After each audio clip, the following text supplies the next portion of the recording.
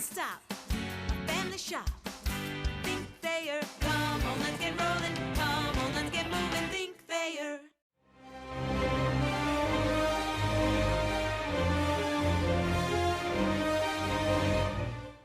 Thought we played a complete game, and it was been the first time in a while that this has happened.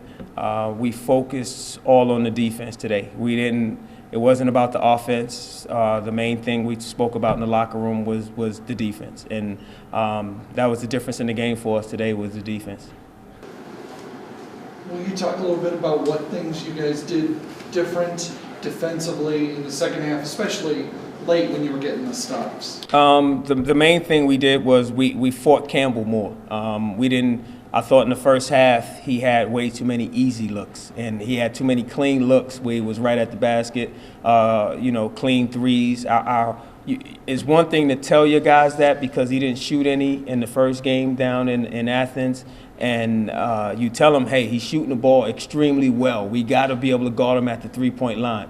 And they kind of don't believe you. They don't think like, they look at him and say, he's 6'9", and he's 270, and we seen him before. He didn't shoot any threes last time. I'm like, hey, it's a new ball game. Y'all see him on tape, and you have to be able to guard him. And we didn't do that in the first half. The second half, we were able to lock in. Rasheed Worrell did a great job of guarding him on the perimeter and then fighting him in the low block. The main thing, the first half, he was able to get a lot of clean looks. We went to doubling him in the low post. If he had a clean look, we went to double, and he's such a good passer. I mean, he was able to find the open man still. So he's a load, man. He's very, very good. I know you say you didn't talk about the offense, but can you talk about what your offense did in those last 3 minutes, that crunch time? Main thing, we were able to hit shots, towards the end. We were able to share the ball. I mean, the ball left our hands freely. Normally we have that problem where it sticks. And, today the ball just left hands freely.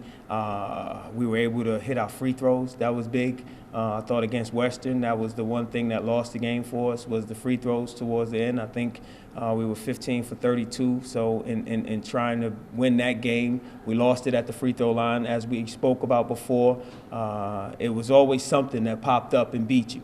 It was last game and Buffalo, the turnovers. We weren't able to guard them, to guard the drive. They were a team that was driving the whole time. We went to a zone and wasn't able to do it.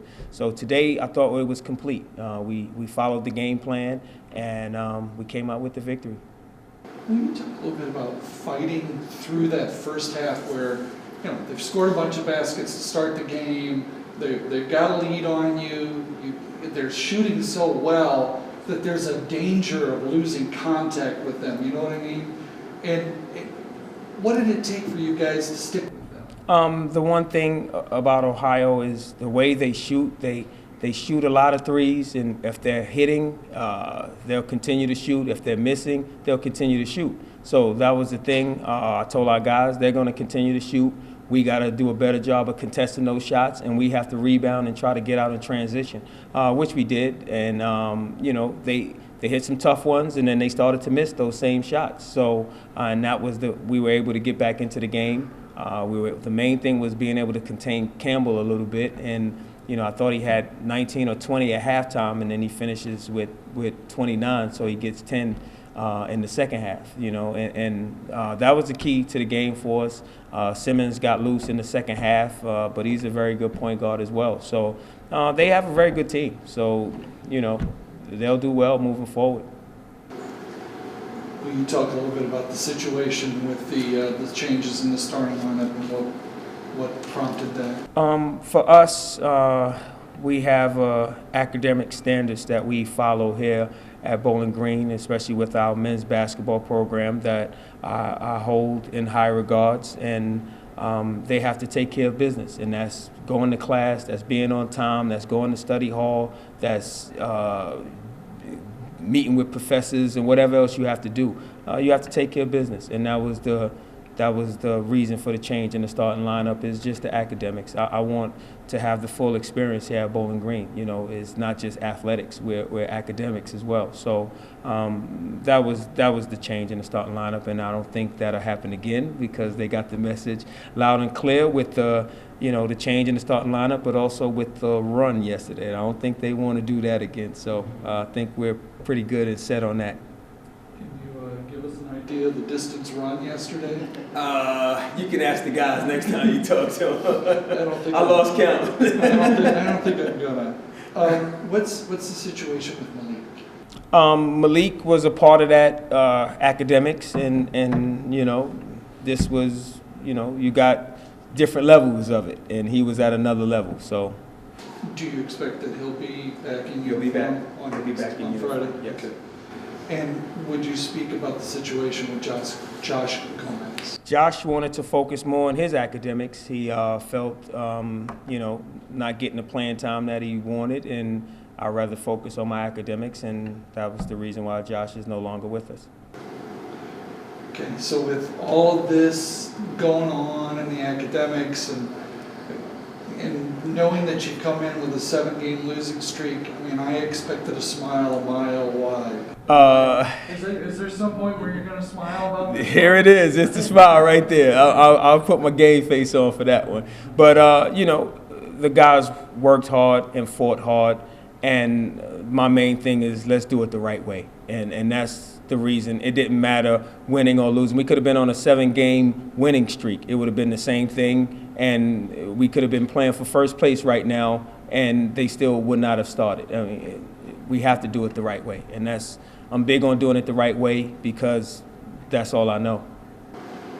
And having said that, then, this has to be especially, I don't want to put the word in your mouth, but I'm going to say the word satisfying, that you've sent a message and you're still able to get that monkey off your back. Yes, it's definitely satisfying, but you want more. Always as a coach, you want your team to do more, you want them to do better, and that's what we look for in the next game against Akron. Is no let-ups and just, we're happy with this and now we can continue on losing. No, you want to go out and do the same. You want to fight, and that's where we are right now. With this game, and then Miami also beat Akron tonight. So, with those results like that, does that help your message, and as you get towards March in the MAC tournament, that anything is possible and you just need to keep playing? We're not actually there yet, so I'm not. Me, it's been the whole year, and it's not going to change one game at a time. We're not near the MAC tournament and talking about anything is possible. Right now, it's Akron, and that's all I'm focused on. That's all my team will be focused on, is Akron. I just found out that Miami won. Happy for those guys. As always, you want to see, the guys who's in that struggle with you at the bottom. You want to see them do well also. So, for us now, we just got to figure out a way to go and compete against Akron, and hopefully we can come out with the victory.